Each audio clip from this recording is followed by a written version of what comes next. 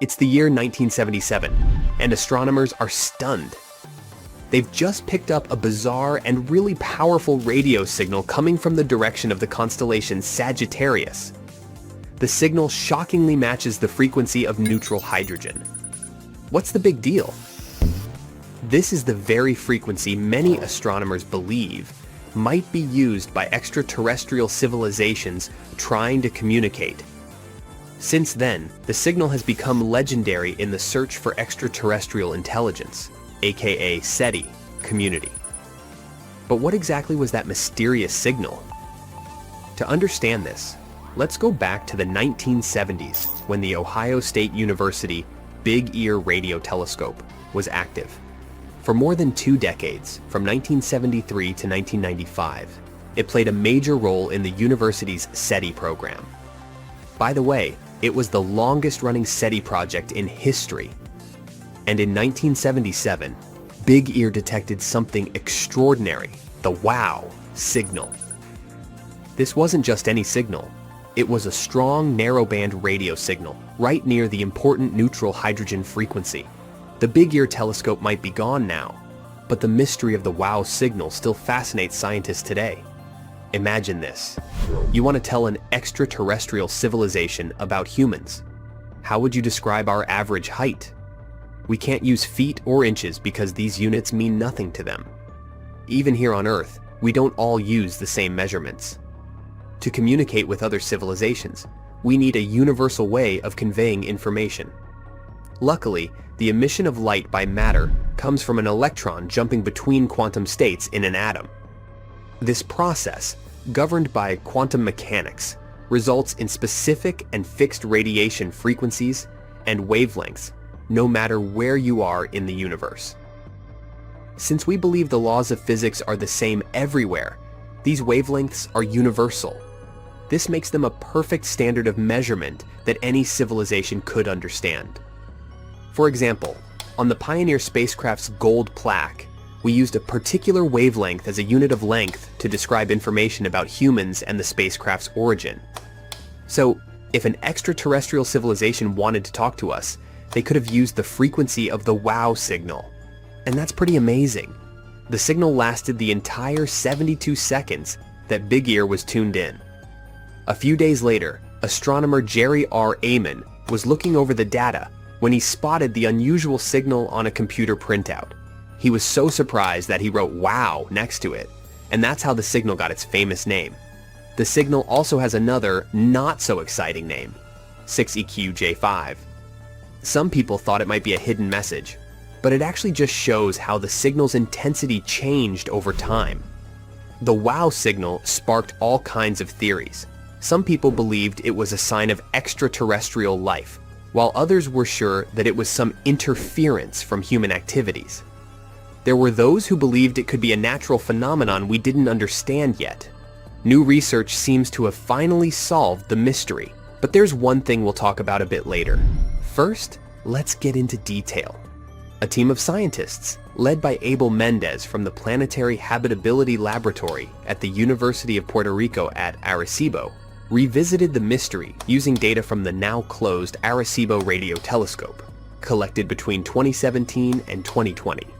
These observations were similar to those made by Big Ear, but they had better sensitivity, resolution, and polarization measurements. Arecibo detected signals similar to the WOW signal, but there were some important differences. These signals were less intense and came from multiple locations. The scientists believe that these signals, including the original WOW signal, can be explained by natural events in space. Their theory sounds like this. The WOW signal was likely caused by a sudden brightening of hydrogen due to a strong, short-lived radiation source. It could be a magnetar flare or a soft gamma repeater, SGR. A magnetar is a neutron star with a way stronger magnetic field than ordinary neutron stars. And an SGR is an astronomical object which emits large bursts of gamma rays and X-rays at irregular intervals. In any case, such events are pretty rare and depend on very specific conditions. But they can cause hydrogen clouds to light up for short periods. According to the researchers, What Big Ear picked up in 1977 was one of those bright hydrogen clouds in its line of sight. The study suggests that the signal's rarity can be explained by the precise alignment needed between the radiation source, the hydrogen cloud, and the observer. It means that the WOW signal may actually be the first recorded instance of an astronomical maser flare in the hydrogen line. This signal had been traveling through space for 200 million years, and now, when it finally reached Earth, it brought a fascinating story with itself. It might even help us solve an 18-year-long mystery. We caught this one in 2022. It was such an intense burst of radio waves. Even though it lit up for a fraction of a second, it outshined entire galaxies. At first, this signal hasn't caught attention because we've seen similar things before. It was a fast radio burst, or FRB for short. These guys have been a mystery for years now, all because we have no idea where they come from. Now, FRBs are brief booms of energy, coming to us from all over outer space. They're barely catchable, lasting up to 3 seconds. But they're also very hard to miss, because their power is absolutely unimaginable. One little burst can release as much energy as the sun does in an entire day. They've been a puzzle for us ever since 2007. We've caught over 1,000 of those signals from literally everywhere, from our own galaxy to places as far as 8 billion light-years away. And none of them revealed where they're coming from or what they mean. At least we know they're not from extraterrestrial creatures. They have to be coming from something that happens nearly constantly, and this recent signal might finally help us learn the truth. It lasted about 2 milliseconds, and it wasn't particularly bright. But when researchers took a closer look, they realized they can actually finally track this one. They got to it immediately. They saw that the burst came from a galaxy about 200 million light-years away. In other words, this is exactly how long these radio waves have been traveling to us. The signal flickered in a weird pattern. This is what we call a scintillation. When light or radio waves travel to us, they can stumble upon unexpected crazy clouds of gas. The particles in light waves start bouncing off this gas, which disturbs the signal a little bit. So, when we received it, it was a bit weird and distorted, kind of like me. But this exact cloud was what helped us locate where exactly this signal came from. Turns out, it came from a neutron star. Now these are some fascinating guys. They're the remnants of stars that live fast and burn bright. When a powerful star like this, much larger than our Earth, runs out of fuel, it can no longer support its weight. So it goes away with an insane spectacle called a supernova. During its last moments, its core collapses under its own super-strong gravity, and this creates one of the densest objects in the universe. Again, a lot like me. Hey, what can I say? For curiosity, let's compare it to osmium, the most dense element on our planet. If you had a small cube of osmium, it would weigh around 0.8 pounds. That's already pretty heavy, and it means that 1 cubic foot of osmium would weigh a shocking 1,410 pounds. That's like an average cow. Now, just try to guess how much a small cube of neutron star would weigh. Wrong. It would be a horrifying 7 billion tons per one little cube. Don't even think about holding it in your hand. That thing would warp the fabric of reality around it. It's kind of like trying to imagine Mount Everest being squeezed into a tiny ball. Hard to even imagine. So, even though they're so heavy, these stars are surprisingly small, only about 6 miles in radius. That's like a city size, and it would still weigh more than our Sun. But if that's not enough horror for you, the neutron star we're talking about wasn't your regular one. It was a magnetar. Now, magnetar is a rare type of neutron star. When a neutron star is born, there's only a 10% chance that it will become one of those guys. It can happen if, while the star is collapsing, its magnetic field grows wildly stronger. The spin is rapid, the insides are going wild, and boom, we've got a magnetic field 1 trillion times stronger than Earth's. More than that, these are among the most extreme magnetic fields in the entire universe. They can literally rip atoms apart. Which is exactly what they do. They just rip everything apart. So they end up being surrounded by a super hot, electrically charged soup of particles called plasma. The magnetic field is going wacky, twisting, and bending the plasma as it sees fit. And this all just ends up as an ultra-hot party. Everyone is constantly colliding, scattering, and being absorbed. Not the best place for a hangout. Now, back to our main character. The Magnetar in our story also had a plasma soup and a terrifying invisible field surrounding it. And this is exactly where that mysterious signal came from. A signal was born somewhere in that place, at a distance of 6,200 miles away from the Magnetar. Sounds like a lot, but that's a distance shorter than a flight from New York to Singapore. But this is very weird, because how can a radio burst even escape a place like that? Now, usually they'd end up being blocked or absorbed. Most often, radio waves end up hanging out there like in a cage. This one, however, managed to break free somehow, which means that something happened that punched through the plasma. Energy somehow goes goofy, twists and reshapes itself in such ways that it starts releasing radio waves. Now, in any case, this means that FRBs most likely come from neutron stars and various types, like magnetars or pulsars. Recently, astronomers made a new amazing telescope called CHIME, the Canadian Hydrogen Intensity Mapping Experiment, a mouthful. This one detects FRBs literally every day. FRBs are full of surprises in general. In the same year, we discovered an FRB with periodic peaks lasting over 3 seconds, much longer than typical bursts. This one could also come from a neutron star. But if it was just neutron stars, we wouldn't probably receive them all that often. It looks like these signals are very diverse and might actually be born from all sorts of places, like near black holes. So there are some other theories about their origin. For example, they could come from 2 stars smashing into each other. What could be more epic than that? A collision of 2 stars would release unimaginable energy, and they destroy each other completely. Uh-oh. Some astronomers think they could explain FRBs, but of course, that's not something that happens often at all. Also, FRBs sometimes repeat. Most of them flash once and disappear, but sometimes they almost flicker like the one we discussed. Some of them even follow very precise patterns. For example, one well-known repeater follows a 16-day cycle. It goes crazy for about 4 days and then goes quiet for 12 days before starting again. This one is hard to explain even with neutron stars. There has to be some unique astrophysical mechanism at play. Maybe something that orbits something else. But anyway, a star's collision would only explain signals that flash once and never again. Another possibility is the blitzar. It's a goofy name for a very dramatic idea.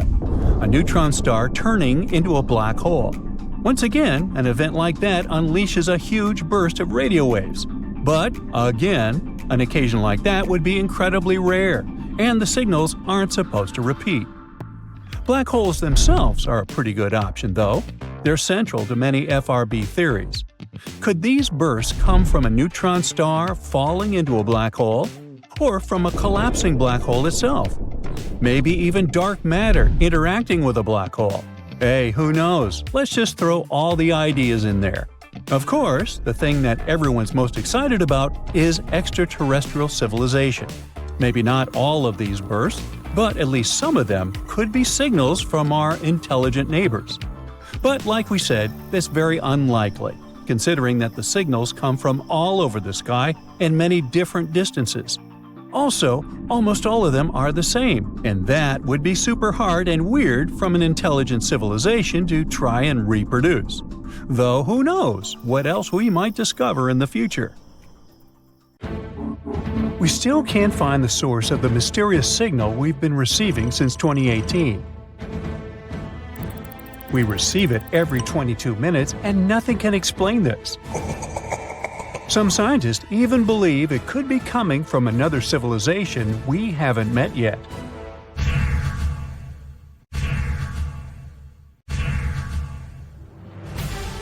This strange radio signal wasn't found by a scientist on a serious mission.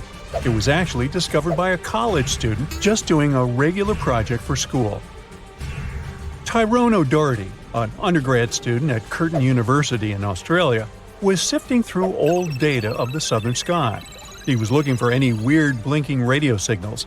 He finally stumbled upon one from 2018 that seemed to shoot radio waves towards Earth like a lighthouse beam. Excited about his find, Tyrone shared it with his mentor, radio astronomer Natasha Hurley-Walker. She dove into researching this signal, hoping for a breakthrough. But despite checking different frequency data, they hit a dead end. But then, Natasha spotted a pattern. The signal repeated every 18 minutes. This was huge. But just as they were gearing up to study it further, poof! The signal vanished after only 3 months, leaving them with nothing. Not giving up, Natasha and her team scanned the skies again, desperate for a clue. Months passed, but nothing turned up. They were ready to give up, and then suddenly, a new signal popped up. This one kept blinking for 5 minutes, then it disappeared. And then it came back exactly 22 minutes later. The main question was if that signal was related to an 18-minute one. To figure it out, Natasha went back to the old radio data from that area. As they dug deeper, they realized that, yes, and these signals aren't anything new. They've been beaming towards Earth for 35 years. Back in 1988, Indian and American telescopes had caught them, but they got buried under tons of other data. This was great news for space explorers because it meant they could now calculate how far away this mysterious object was. After doing the math, they figured out it was incredibly far, even on a space scale, 15,000 light-years from Earth. Now, the only thing left to uncover was what exactly this object was. Walker and his team started comparing it to all the known radio-emitting objects out there. Yet its source remains a mystery. The signals still pop up every 22 minutes on NASA screens, always ending with a frustrating "match not found" message. The scientists called it J183910. Some think that the signal might come from some extraterrestrial beings. Maybe it's the signal that SETI, the search for extraterrestrial intelligence, has been waiting for. This project has been working for over 50 years, trying to find any evidence of life beyond Earth. They also scan the skies for radio waves, laser pulses, and other mysterious signals. So maybe it's a way for extraterrestrial folk to communicate their location. While that idea may sound exciting, we need to be careful about jumping to conclusions. First, we don't have solid proof for that. Before any concrete evidence, it's just speculation. And also, there are other more plausible explanations. Most likely it comes from a natural phenomenon, and there are a couple of theories for that. The first one is the pulsar theory. Imagine a huge star in space much bigger than our Sun. Sometimes these big stars finish their life journeys in a spectacular event called a supernova. When this happens, the star's core collapses, becoming super compact, as if you're squeezing all the stuff from that star into a tiny space. That tiny, super-dense core is called a neutron star. Some of these neutron stars are extra special. We call them pulsars. They get their name because they seem to pulse with energy, like a space lighthouse. These pulsars have incredibly strong magnetic fields, much stronger than what you'd find on Earth. They're like enormous magnets in space. Because of this, they shoot out beams of energy. They're also spinning super fast, so these beams of energy seem to pulse on and off as they spin around. Now, the strange signal we detected seems to have similarities with pulsars, but not quite. Pulsars usually have a predictable lifespan and slow down over time, eventually stopping their radio signals. In contrast, our mysterious signal is quite persistent and is blinking beyond what's expected for pulsars. So, maybe it's not a typical pulsar, or not a pulsar at all. There's also a magnetar theory. Now, a magnetar is another type of neutron star. They're like supercharged versions of pulsars, with even stronger magnetic fields and slightly longer pulsating periods. Maybe this is what causes our signal's intense persistence. However, when we plotted the data, we also realized the signal didn't match the magnetar's vibes either. Magnetars not only send out radio waves, but also powerful X-rays because they're so energetic. But the signal we received was only sending out radio waves. So we figured it's not a pulsar and not a magnetar. The signal's behavior is very strange and suggests an unnatural source. This means there might be something in the universe that scientists haven't fully explored yet. And there is a space object that we don't know much about. The final theory is the so-called dwarf pulsar. Sounds a little dopey to me. Couldn't help myself. Now, a dwarf pulsar is like a star that blinks with light flashes, similar to pulsars, but it takes longer for each blink. Usually, white dwarfs are the leftovers from smaller stars. They don't blink because their magnetic field isn't as strong as pulsars. But when a white dwarf becomes pretty hefty, almost the mass of our Sun, it gets super dense and starts pulsating with a strong magnetic field, just like pulsars. They have a cool quirk. White dwarfs are made of electrons, not neutrons like pulsars. When these charged electrons start dancing with a magnetic field, they shoot out periodic light flashes, which happen every 100 to 1,000 seconds. As you remember, our signal has a period of 22 minutes, 1,320 seconds. A bit longer than the usual white dwarf pulsars, but it's much closer to the truth. So far, this sounds like the most plausible explanation. But even this theory isn't fully confirmed yet. This just shows how much there is in the universe that we're still figuring out. For example, fast radio bursts, another mysterious type of signal we've been detecting. They're like quick, intense bursts of energy in the form of radio waves. They have a ton of energy. FRBs are so powerful that sometimes they can be brighter than entire galaxies. Now, imagine this. They release as much energy in a few milliseconds as our Sun does in 3 whole days. Wow! These bursts happen all over the sky with huge frequencies, although some have been detected with lower frequencies. Every day, we catch around 10,000 random FRBs in the sky. Some of them repeat, but most happen once and disappear forever. Unfortunately, most of them only last for a fraction of a second, and by the time their energy reaches us, it's 1,000 times weaker than a mobile phone signal from the moon. This is why, despite their brightness, there's still a lot we don't understand about them. We're still trying to figure out what causes these FRBs. They could be coming from different sources, like already mentioned magnetars, colliding stars, or even merging galaxies or white dwarfs. As these bursts travel through space, they pick up information about the cosmic environments they pass through, like interstellar gas clouds. It's very unlikely that FRBs are some messages from extraterrestrial beings, though.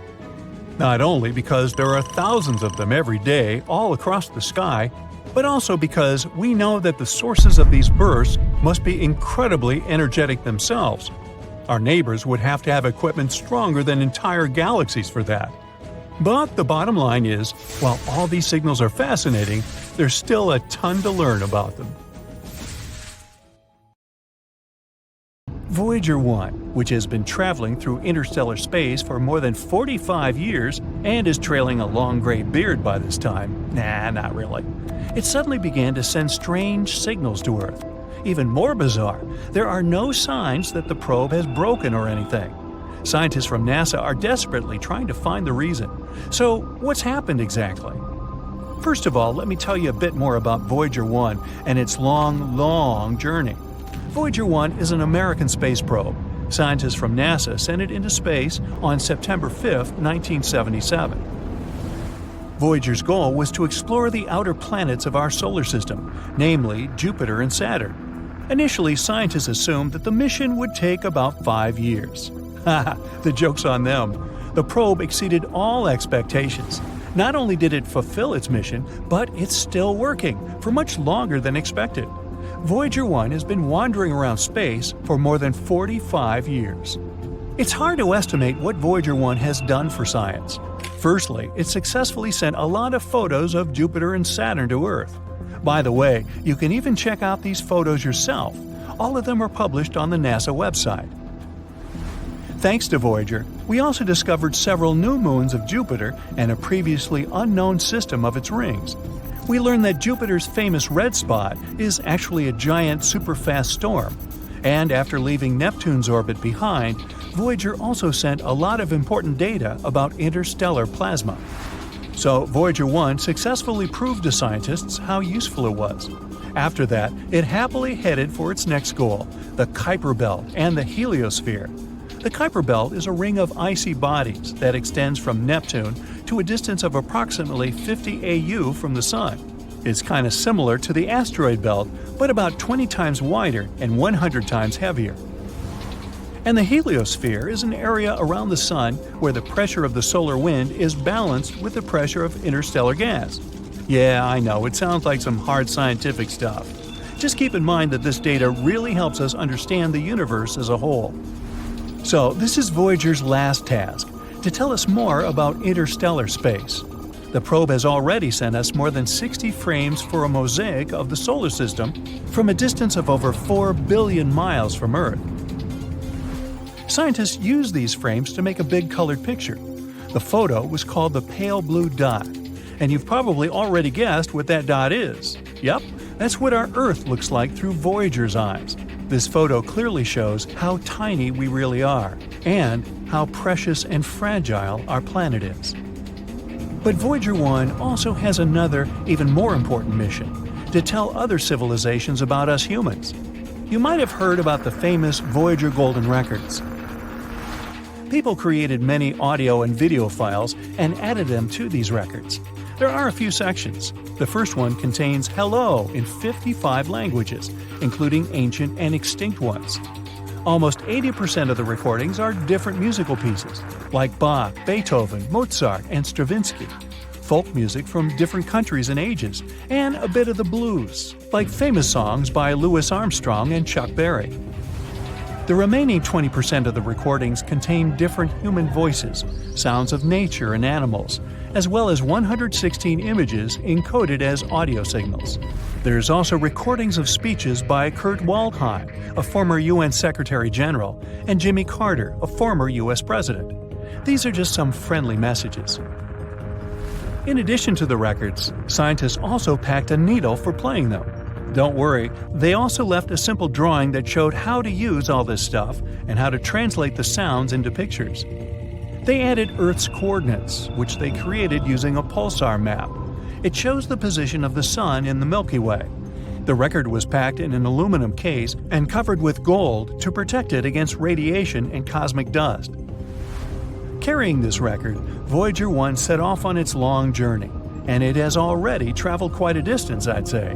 Right now, Voyager 1 is 154 astronomical units away from us. That's about 14.5 billion miles. This makes it the most remote human-made object. Initially, this title belonged to the Pioneer 10 mission, but Voyager overtook it in 1998. What a bargain for NASA! It's way beyond its best-by date. Voyager 1 is actually so cool that it even overtook its twin brother, Voyager 2, which, by the way, had been sent into space 2 weeks earlier. Voyager 1 moves at a speed of 9.7 miles per second. That's 35,000 miles per hour. Even the fastest sports car in the world travels at a speed of only 305 miles per hour. So it's hard to imagine the speed of Voyager. Anyway, at the moment, Voyager is heading to the borders of the Oort cloud. That's the name of a hypothetical layer of icy objects surrounding the solar system. Astronomers haven't confirmed its existence yet, but they're almost sure it's there. After all, even black holes were only a theory not so long ago. Unfortunately, Voyager 1 won't return back to the solar system. It'll keep in touch with Earth at least until 2025. But eventually, we'll lose the connection with it for good. In 300 years, it'll reach the borders of the Oort cloud. And in 30,000 years, I won't be around then, it'll finally leave the solar system. And if nothing happens to it along the way, in another 10,000 years, Voyager 1 will approach red dwarf star Gliese 445 in the Giraffe constellation. In the future, the probe will probably keep wandering around the Milky Way galaxy. And now, let's finally discuss the mysterious signals part. So, what happened? Well, a rather unusual thing. NASA's Jet Propulsion Laboratory, which monitors and controls both Voyagers, reported this problem in May 2022. Our veteran spacecraft suddenly began sending strange data to Earth. The whole situation puzzles even engineers from NASA. Now, I bet you're thinking, come on, the thing just probably broke down or something. But the truth is that Voyager 1 is totally fine. It works as usual, receives and carries out commands from Earth, and collects and sends scientific data. But the readings of the AACS, which stands for Attitude and Articulation Control Subsystem, don't show what is actually happening to Voyager anymore. This system supports the orientation of the probe in space and helps it keep in touch with Earth. So, basically, the signals mean that the probe's orientation in space is messed up. But scientists claim this is not the case. They know that the source of the antenna signal remains in the same position relative to Earth as planned. The problem hasn't triggered any of the onboard fault protection systems. The probe hasn't even entered safe mode. So, what in the world, or universe, is going on? Suzanne Dodd, the head of the project, says that the problem is not actually that unexpected. After all, Voyager 1 is already 45 years old. The expert admits that what's happening to the probe remains a mystery to them. They don't know exactly where the incorrect data is coming from, and it's unclear how this will affect the operation of Voyager. She adds, though, that it's not that surprising, considering that the probe is in interstellar space. There's a very high level of radiation there. No spacecraft has ever reached that point before. Scientists from NASA say they'll keep closely monitoring the data coming from Voyager 1 until they figure out the problem. If they find it, the management team will try to fix it. Otherwise, the team will have to adapt to the new conditions. It might not be enough just to understand the problem, though. It takes as much as 20 hours and 33 minutes to receive the signal from Voyager, and it takes the same amount of time to respond to it. Well, at least the second spacecraft, Voyager 2, is totally fine, even though it's also currently in interstellar space at a distance of 12 billion miles from Earth. Anyway, we can only wait for news and hope that the problem will be resolved.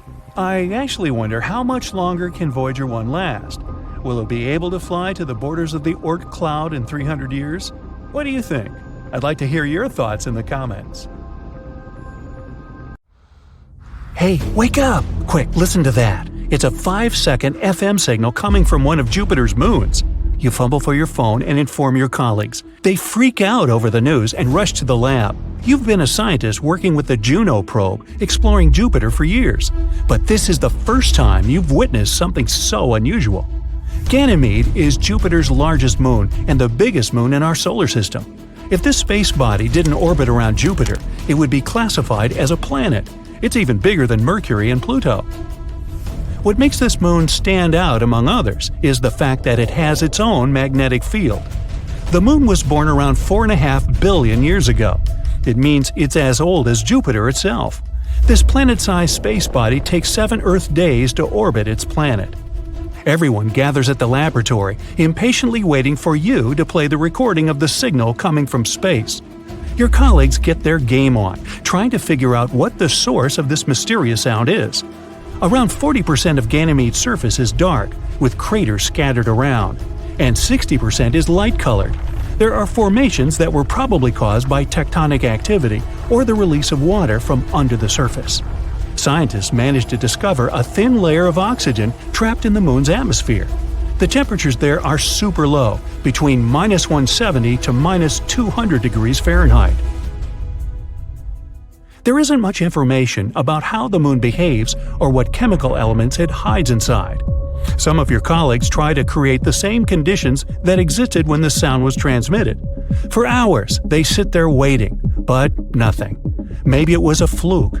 You get to the control system and activate the Juno spacecraft. The main point of this mission is to observe Jupiter's gravity. Magnetic fields. the atmosphere, and the planet's evolution. By the way, there's also some evidence that Jupiter's largest moon is evolving too. Since it has a magnetic field surrounding it, auroras pop up all the time. Those are glowing gas circling the moon's north and south poles. If life existed in such a place, it would probably be at the bottom of Ganymede's extremely salty ocean. For a long time, scientists thought that the sun was a crucial component to kickstart life. But now we know that there are organisms dwelling deep at the bottom of the oceans. Those are doing just fine without sunlight. The oceans of our planet are teeming with some of the most bizarre creatures of all shapes and sizes. Sea lilies live some 10,000 feet underwater. They got their name because they look like flowers, except they're not plants but animals. Don't be fooled by their stems and leaves. Those are body parts equipped with nerve endings to detect food around them. Goblin sharks are probably some of the most weird-looking sharks that live at the bottom of the ocean. They can grow up to 12 feet long and have a very unusual snout. Now take a look at the anglerfish. It has a bioluminescent blob on its head to attract prey and navigate its way around the dark ocean floor. It's a natural flashlight that never needs new batteries. It's only the females that have these flashlights, though. The blobfish is another bizarre animal living down there. It lives in the Atlantic, Pacific, and Indian Oceans, 9,000 feet under the surface. Anyway, even though you asked everyone to keep the news confidential, it somehow leaks to the media and becomes a new trending topic. You get a call from a news agency. They say they want to interview you about this breakthrough that may prove life exists in outer space. The next day, you head down to the news station to talk about your discovery. You have a whole live studio audience watching your every move as you reach out to grab your glass of water. The crew scurries around doing some last-minute checkups before you're live on air. The makeup artist does some final brush-ups. The sound engineer asks you to test your mic once more. Several of the producers are sitting in the front seats. Bright lights are flooding the studio. The countdown begins. 3, 2, 1, and you're introduced, and the host asks you to explain what it was that you heard. You tell them about the Juno space probe orbiting Jupiter. After a couple of questions, the host finally brings up the most dreaded one. Might the mysterious sound be coming from another civilization? Everyone leans in, waiting for you to answer. You freeze, not knowing what to say. Even though the crushing pressure at the bottom of the ocean is 1,000 times stronger than at sea level, life still exists there. Algae, which is considered a delicacy in the ocean world, is off-menu for deep-sea creatures due to a lack of sunlight. Many of these bottom dwellers have to munch on leftovers instead. Those sink down there from the upper layers of the ocean. The freezing temperatures and the intense pressure have altered the cells of these creatures. This has made them more resilient than the average fish. Bacteria were developing their own ways of surviving. Studies show that they feed on certain gases and chemicals, like sulfur and carbon dioxide. Methane and hydrogen are released when tectonic plates move against each other, and some of these bacteria feast upon those gases too. Tardigrades, also known as water bears, are microscopic critters that can live and thrive in extreme conditions. You can find them in volcanoes, frozen glaciers, and even in the empty void of space, which means that some life forms might actually exist on Ganymede. You explain this to your audience. Then you mention that you don't have enough information to determine if it was another civilization or a natural phenomenon that produced the sound. This doesn't mean that the bottom of Ganymede's freezing oceans isn't teeming with its own bizarre and weird creatures. There might be some legendary beasts like the Kraken or Leviathan there, or weird glowing fish with 2 heads, a fish with tentacles and a large fin, giant crabs. The bacteria there might be as varied as our own. The plants, if they exist there, have to be strong enough to survive the sub-zero temperatures. The animals on Jupiter's largest moon could be as big as our blue whales or as tiny as plankton. After the interview, you head back to the lab to examine the records once more. On your way home, you see posters of yourself with captions like, "Are we not alone?" Hey, you've become a celebrity. Many people take pictures of you. You've been booked by other agencies for more interviews. Some science magazines even want to put you on the front cover as the Person of the Year. Every time you come to work, you wait for the sound to appear again, but nothing. You send a signal from the Juno probe, trying to make some sort of contact with whatever produced the sound. Nothing. That night, you pass out on your desk once more. Eureka moment wakes you up in the middle of the night. There might be something you've missed.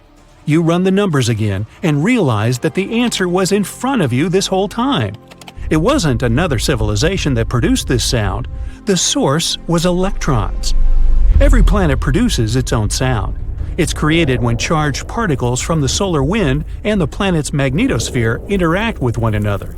That's what happened on Ganymede. The electrons in its magnetic field, where the probe picked up the signal, were acting stranger than usual, and this amplified some irregular frequencies. You're embarrassed and spend the rest of your night making phone calls, telling your team the news. The agency that interviewed you releases a statement. They explain that other civilizations aren't trying to contact us. You sit back at your desk, waiting for the next big thing to happen. Europa is another of Jupiter's moons that may host life. It's made up of an iron core, a mantle, and a salty ocean, twice the volume of all the oceans on Earth. And just like Ganymede, the ocean lies under a water ice crust. Scientists claim that there might even be active volcanoes there, and some resilient bacteria may live there. With enough water, certain chemicals, and a source of energy, Europa could produce life. But it's unlikely that we'll find anything but tiny microbes. Now, don't be nervous, but there is a hole in our universe. Is it leaking? It's larger than anything we've seen before. The human mind can't even imagine something this huge. Well, mine sure can't. Is it a growing black hole? Is our solar system going to end up sucked into this giant nothingness? Am I blowing this all out of proportion? Well, let's figure it out. The universe isn't packed evenly with stuff. Huge empty areas, called voids, make up about 80% of it. Our own Milky Way even sits inside of one, known as the local hole. But one void is on a whole different level. It's called the Behoudy's Void, and people often nickname it the Great Nothing. It's a massive, almost empty bubble of space located far away in the Behoudy's constellation. Its sheer size makes this bizarre formation unbelievable. The Behoudy's Void stretches a whopping 330 million light-years across. For comparison, our little solar system has a width a bit more than 3 light-years. Yet the Behoudy's Void contains very few galaxies. Compared to the rest of the universe, it's basically empty. That makes it one of the largest known voids, and one of the biggest empty spaces we've ever found. If our galaxy were inside the Behoudy's Void, we wouldn't have seen any other galaxies for most of history. Until the 1960s, our telescopes just weren't powerful enough. Other galaxies would have been way too far away and too faint to spot. It wasn't until the 1960s, when telescopes got much better, that we could finally see very faint, faraway galaxies. If we had been living inside that void, that's when we would have first realized other galaxies even existed at all. But let's figure out a very important question. How do such giant empty spaces even form? After the Big Bang, all the matter in the universe started spreading out, but it didn't spread out perfectly evenly. Tiny random differences, called quantum fluctuations, meant some areas had a little more matter than others. The denser areas had stronger gravity, so they pulled in even more matter. Over time, this left other regions almost empty. That's how galaxies clumped together, and how huge voids were created in between. So over time, galaxies attracted each other too, linking up into long thread-like structures called filaments. Together, those filaments formed a massive foam-like web across the universe.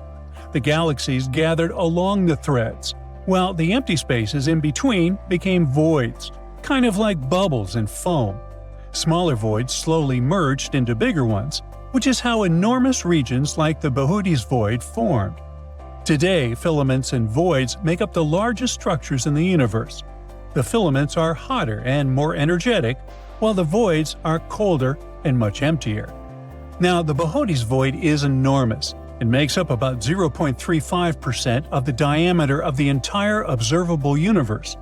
But inside this massive space, there are only about 60 galaxies, mostly stretched out in a tube-like shape through the center. Normally, a region this size would contain around 2,000 galaxies. The void is also surrounded by massive galaxy clusters, like Ursa Major, Shapley, Hercules, Corona Borealis, and Boötes. This makes the emptiness in the middle even more shocking. Now, scientists first noticed those huge empty spaces and big galaxy groups in the 1970s, when new technology finally let them see the universe in 3D. As for the Boötes void, it was discovered in 1981 by American astronomer Robert Kirshner from the University of Michigan, which also has a pretty good football team. At the time, he and his team were mapping the universe in 3D by measuring how fast galaxies were moving away from us. This method is called a redshift survey. So while doing this, they noticed something weird, a huge region of space where almost nothing showed up. It was basically a giant blank spot on the map. Scientists ruled out a few dramatic ideas right away. The Boötes void isn't a black hole because it does contain a small number of galaxies, just far fewer than expected. It's also not a dark nebula, which is a dense cloud of gas and dust that blocks out light. The Boötes void isn't hiding galaxies. There simply aren't that many to begin with. The Boötes void helps scientists learn how the universe changes and grows. Because it's so empty, it's a great place to study dark energy. Our universe consists of normal matter, and dark energy. Normal matter is everything you can see with your own eyes or with the help of instruments. It makes up around 5% of the universe. About 27% of the universe is dark matter, and dark energy takes up around 68%. It's a force responsible for the expansion of the universe.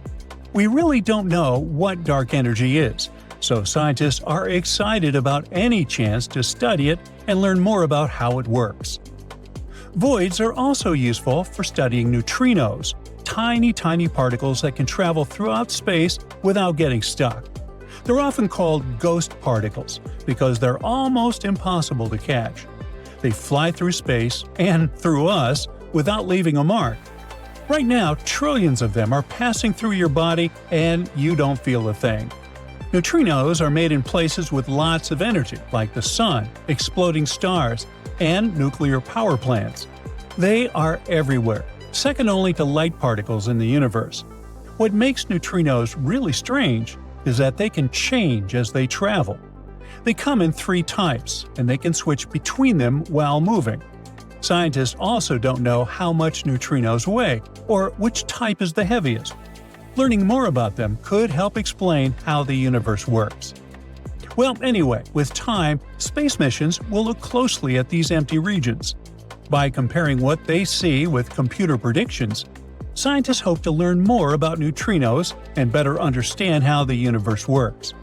One of such space missions is Euclid. Its data will be used to study and analyze the Boötes void and other similar cosmic voids. Euclid's job is to study the dark universe. It does this by making a huge 3D map of space, looking at billions of galaxies as far as 10 billion light-years away and covering a big part of the sky. Now, scientists know that dark energy makes the universe expand faster, and dark matter helps galaxies form and stick together. But they still don't know what either of them really is. By watching how the universe has changed over the last 10 billion years, Euclid helps scientists understand how space grew, how galaxies formed, and what dark energy, dark matter, and gravity might actually be like. Euclid is about 15 feet tall and 12 feet wide. It has 2 main parts. One part runs the spacecraft, like power, computers, and steering, and the other holds the telescope and 2 cameras. One takes pictures in visible light, that's what our eyes can see. The other sees in infrared light, which helps scientists spot very distant galaxies. Now, Euclid launched on a SpaceX Falcon 9 rocket from Florida in July 2023 and officially started doing science in February 2024. It now orbits far from Earth, nearly 1 million miles away. It stays in a special spot in space where it moves with Earth around the Sun. This keeps its view stable and makes it easier to study the universe. Euclid is supposed to work for about 6 years, but it might keep going longer if it doesn't run out of fuel. In October 2024, Euclid released the first part of its huge map of the universe. Over time, it'll scan more than 1/3 of the sky outside our Milky Way galaxy, capturing billions of galaxies, some so far away that their light took up to 10 billion years just to reach us. The images taken by the space probe are about 4 times sharper than those taken by telescopes on Earth. Euclid also studies light in detail to learn what galaxies are made of and how they move. It'll do this for hundreds of millions of stars and galaxies. And all of this will create a massive space data library, one of the biggest ever made by a space mission. Oh, by the way, Euclid was named after an ancient Greek mathematician who helped invent geometry, the study of shapes in space. Scientists picked this name because understanding the shape of the universe helps explain how matter and energy are spread through space. So now you know. Tiny microbes, basically ancient germs, have been frozen in Arctic ice for tens of thousands of years, just chilling there, since woolly mammoths were still walking around. And now, scientists think these little guys might wake up again if Arctic summers keep getting longer and warmer. Yep, you heard right. Zombie microbes. Great. These microbes have been stuck in permafrost, which is soil and ice that stays frozen solid year-round. The top layer melts a bit in the summer, but the really old stuff, those Ice Age microbes, are buried way deeper. They only thaw if things get really warm for months, not just a hot day or two. To study these microbes, the team went down to the Permafrost Research Tunnel near Fairbanks in Alaska, a long underground hallway 50 feet below the surface, carved right into the ancient frozen ground. The tunnel stretches over 350 feet and lets scientists literally walk through thousands of years of frozen history. By the way, while checking out the walls, the researchers also spotted bones of mammoths and bison sticking out of the ice. One of the reasons why the researchers went to Alaska was to see how fast these ancient microbes could come back to life. Well, they were in for a surprise. These microbes don't need years, centuries, or magic spells to wake up. Just a couple of months of warm weather. Once they're awake, they start doing their microbe stuff, which includes pumping out greenhouse gases like CO2 and methane. And that's bad news, because those gases warm the planet even more. This melts more permafrost, which wakes up more microbes, which releases more gas. You get it. Basically, it's a nasty climate loop. Anyway, when scientists went down into the frozen tunnel to grab chunks of super old permafrost, the first thing they noticed was the awful smell. It wasn't just the stench of an old basement. It was something has been frozen for thousands of years and is finally waking up bad. Weirdly, microbiologists were happy. Such a smell is actually a good sign for them because it usually means tiny creatures, microbes, are still around. Back in the lab, the team soaked the frozen samples in the water that had a special kind of heavy hydrogen inside it. This helped them track what the microbes were doing later. Then they put the samples into fridges at 3 different temperatures: cold, kinda cold, and not too cold, to copy what future Arctic summers might feel like if the warming continues. For the first month, almost nothing happened. Even the warmer samples barely changed. Only a tiny number of microbes started waking up. Basically, a microscopic trickle of activity. But a few months later, things got more exciting. Thanks to the heavy water, scientists could watch how much of it the microbes used to build their cell membranes. It helped them figure out that the old microbes were making special fatty molecules that might help them stay alive in freezing conditions. By the 6-month mark, the samples that were stored at the warmer temperatures had transformed completely. They became more active and started forming little slime layers. The scientists could actually see these layers even without a microscope. The whole community of microbes wasn't super diverse, but those that were active behaved just like modern microbes that live in unfrozen soil today. In short, those ancient microbes were definitely alive and got pretty energetic once the temperatures were warm enough. This matters a lot for the Arctic and for the whole planet because these microbes survive by eating old organic material trapped in the permafrost. When they eat, they release greenhouse gases like carbon dioxide and methane, and the Arctic is warming faster than any other part of Earth. It means that the deep frozen layers might stay warm long enough for huge numbers of ancient microbes to wake up and start pumping out gas. Right now, northern permafrost holds about twice as much carbon as the entire atmosphere. If a lot of that carbon gets released, it could speed up the warming of our planet. It can lead to dramatic consequences, setting off a whole chain of huge changes and affecting basically everything on Earth. Extreme weather will start happening more often. Stronger hurricanes, heavier rainstorms, longer heat waves, bigger wildfires. The oceans will rise too, which can flood coastlines and put towns and cities at risk. Animals, plants, and entire ecosystems can get thrown out of balance, with some species struggling to survive and food chains breaking down. People all over the world will have to deal with crop failures, water shortages, and damaged homes or infrastructure. Let's get back to our zombie microbes. The thing is, the study only looked at them in one place in Alaska, but there's a massive amount of permafrost all over the world, in Alaska, Canada, Siberia, and many other places. And microbes in different regions might behave differently as things warm up. Scientists still have tons of work to do to figure out what's coming next. I bet you're questioning yourself. Could ancient viruses infect us? Well, most of the ancient microbes frozen in permafrost are totally harmless. They're like old bacteria that only care about messing with other tiny organisms in the dirt. But scientists worry that a few of these frozen germs might be the kind that can infect people, animals, or plants. And if that happened, our bodies probably wouldn't recognize them at all, because they've been frozen since mammoths existed. Basically, there's no immune system cheat codes for us. The risks of this happening grow for a number of reasons. For one thing, the Arctic is warming almost 4 times faster than the rest of the planet. Longer summers plus hotter temperatures mean more permafrost melting. So, more ancient stuff is waking up. Plus, people might start digging more around there. Companies will mine more, drill for oil, and ships can travel new routes. All this activity tears open ground that used to stay frozen solid. This increases the chance that someone or something comes across some ancient germ that just woke up. What would actually happen then? We might run into different zoonotic diseases, basically germs that jump from animals to humans. This already happened once. Thawed reindeer carcasses released anthrax, a rare and serious illness which then infected people and animals. Luckily, we do know how to treat anthrax. But what if something even older wakes up?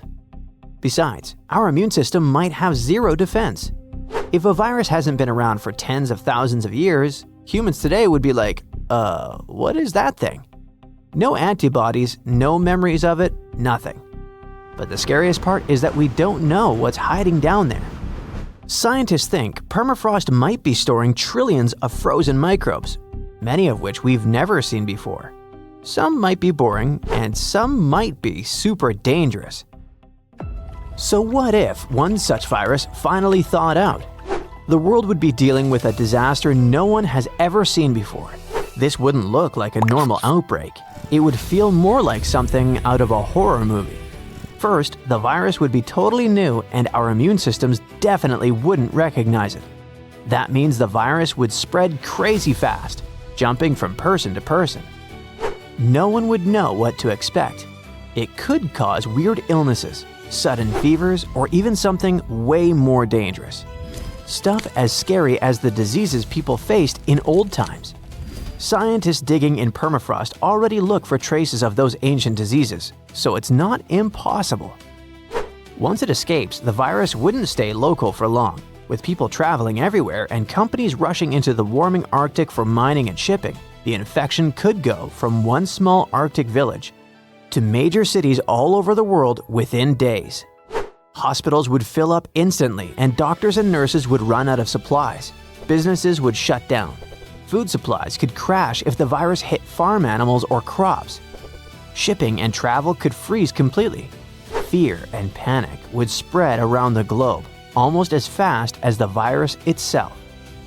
There'd be no vaccine and no cure, because no one has ever seen this virus before. Scientists would have to start from zero. In short, a zombie virus outbreak would be totally unpredictable, and the modern world is certainly not ready for it. So get this, Earth might be actually located near space highways that could connect us to other worlds. That's because our sun sits right in the center of a giant bubble filled with hot gas, carved out by ancient supernovae. And this bubble likely has tunnels linking us to distant galaxies. So, does it mean it's time to develop space tourism? Well, let's figure it out. Most of us think space is just planets floating around in eternal darkness. But new research hints at the possibility that it might not be really true. It turns out our whole solar system is actually sitting inside a giant bubble of hot, thin gas. And it gets even better. Scientists now think there might even be a weird cosmic tunnel or channel made of this stuff. It supposedly stretches out toward faraway stars. Astronomers spent years mapping the sky, and after they put all the data together, they found something that looks like a long pathway of hot, low-density plasma, which is basically that very thin, superhot gas. And this so-called channel reaches out from around us to distant constellations. Researchers from Germany confirmed this discovery using data from a space telescope called eROSITA. We'll talk about it a tiny bit later. Now, interestingly, scientists discovered that our solar system sits inside something called the local hot bubble a long time ago. This bubble is actually a huge area, about 1,000 light-years wide. It was created when several stars exploded in giant supernovas millions of years ago. Those explosions heated up the gas around them and basically carved out this bubble of hot, low-density space. And their shock waves created weak points in the bubble around us, eventually forming interstellar tunnels. That cosmic event was so huge that the leftover hot plasma is still floating around us today. Now, to understand this bubble better, scientists used eROSITA, which is an X-ray telescope.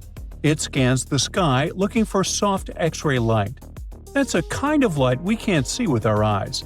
It comes from hot gas, old supernova leftovers, and other structures in space. They also compared eROSITA's new information with older data from another X-ray telescope called ROSAT.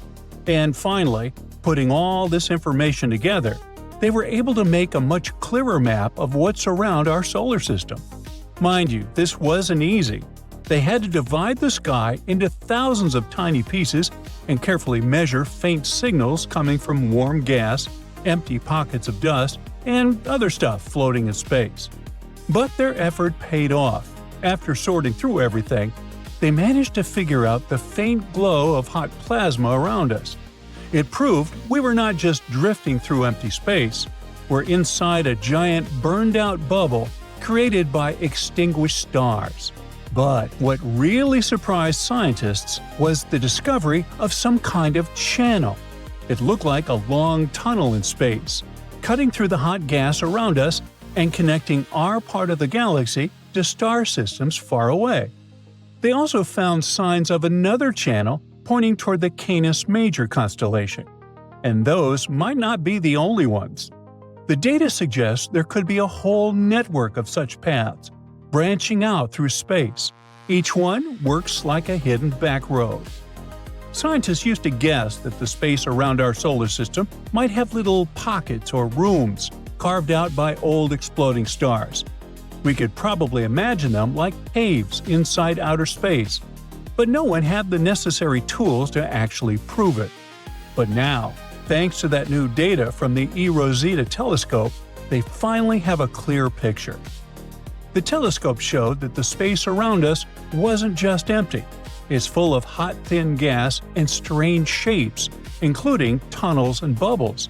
This proves at least part of what older scientists predicted. We're living inside a giant bubble of hot gas, and that bubble connects to other bubbles through long, low-density channels. The new study also shows that the pressure inside our bubble is lower than scientists expected. This might mean the bubble isn't closed. It could be open in some directions, letting that hot gas flow out into other parts of space. In short, this hot bubble isn't simple at all. Parts of it might be open pathways, and other parts look blocked off.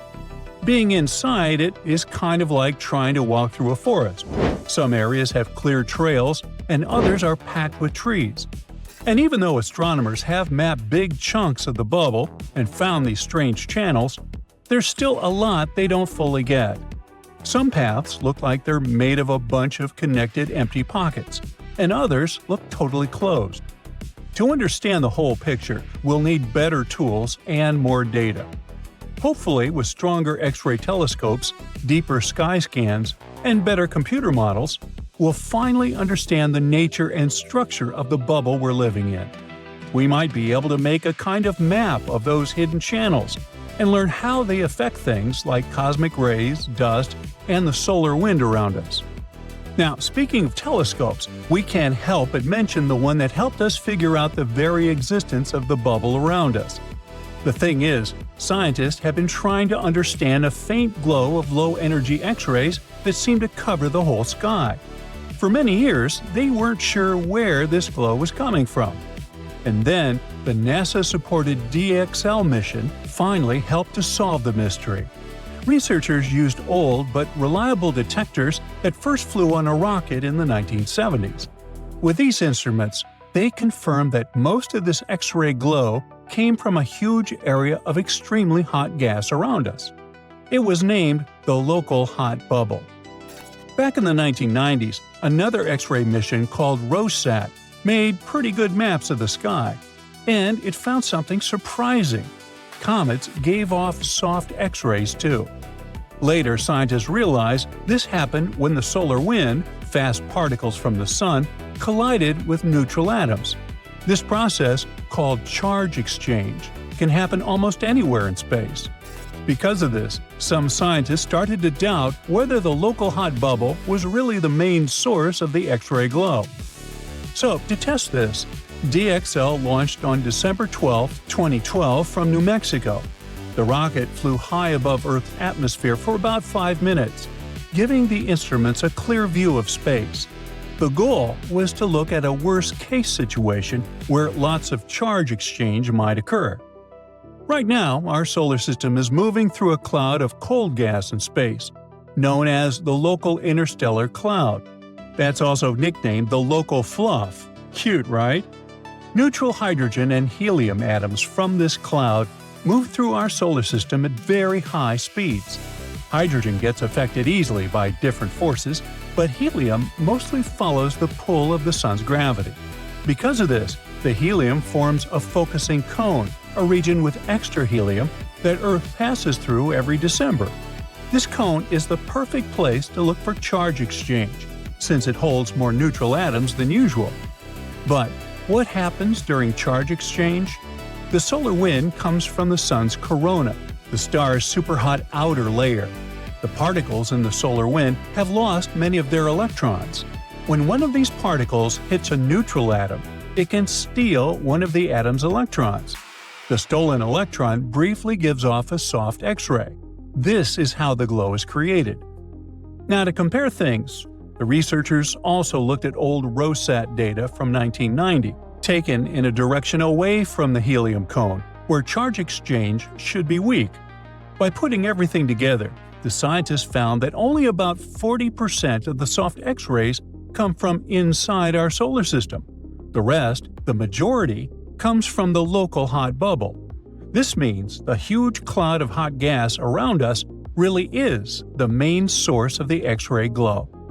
But let's get back to the discovery of the Space Intergalactic Tunnel. It's a valuable lesson for us that space might look calm and empty when we look up, but that's not true. Space around us actually contains dust, plasma, radiation, magnetic fields, and mysterious tunnels. All of these things mix and swirl together, making space much more complicated than a simple vacuum.